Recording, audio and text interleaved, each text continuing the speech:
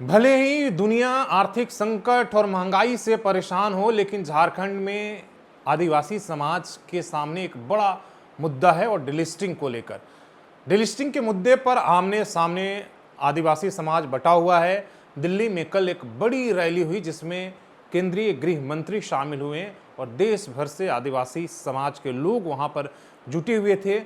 झारखंड से भी कई नेता वहां पर शामिल हुए। झारखंड के तमाम जो आदिवासी समुदाय है वो लोगों ने उसमें शामिल हुए।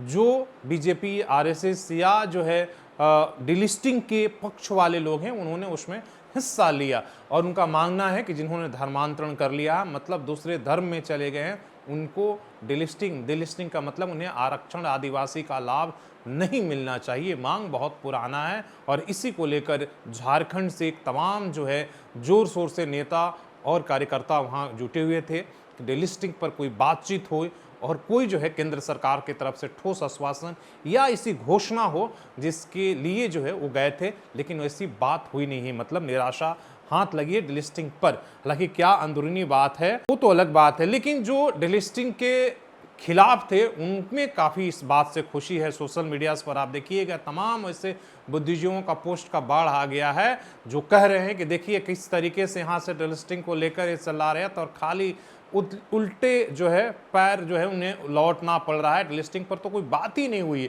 दूसरी तरफ डिलिस्टिंग के विरोध में आपने देखा छत्तीसगढ़ के जसपुर में कल आदिवासी समाज ने वहां पर विरोध दर्ज कराया।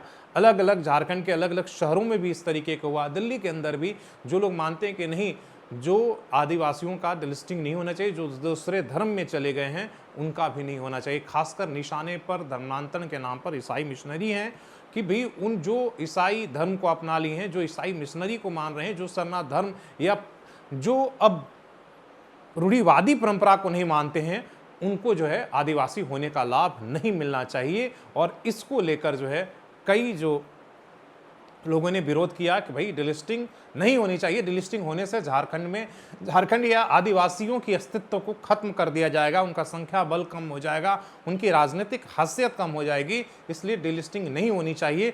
दूसरी तरफ जो डिलिस्टिंग की मांग करने वाले लोग कह रहे हैं कि भाई डिलिस्टिंग नहीं होगा तो हमारे हक का जो चीज़ है वो सारे वैसे लोग जो जिन्होंने धर्मांतरण कर लिया है वो हमारे हक हिस्से का एक तरीके से जो है उस पर कब्जा कर रहे हैं और हमारे हक हिस्से के हर वो नौकरी हो, राजनीति, हिस्सेदारी हो या जो फायदा है वो सब कुछ वही उठा रहे हैं। वैसे में आदिवासी समाज पिछड़ते जा रहा है। जो रूढ़ी परंपरा वाले लोग हैं, जो सरना धर्म को मानने वाले हैं, उन्हें लाभ ही नहीं मिल रहा है, बल्कि हमारे जगह वो प्रतिनिधित्व कर रहे हैं, हर जगह उनका घुसपैठ है, ऐसा जो है दूसरे वर्ग का मानना है।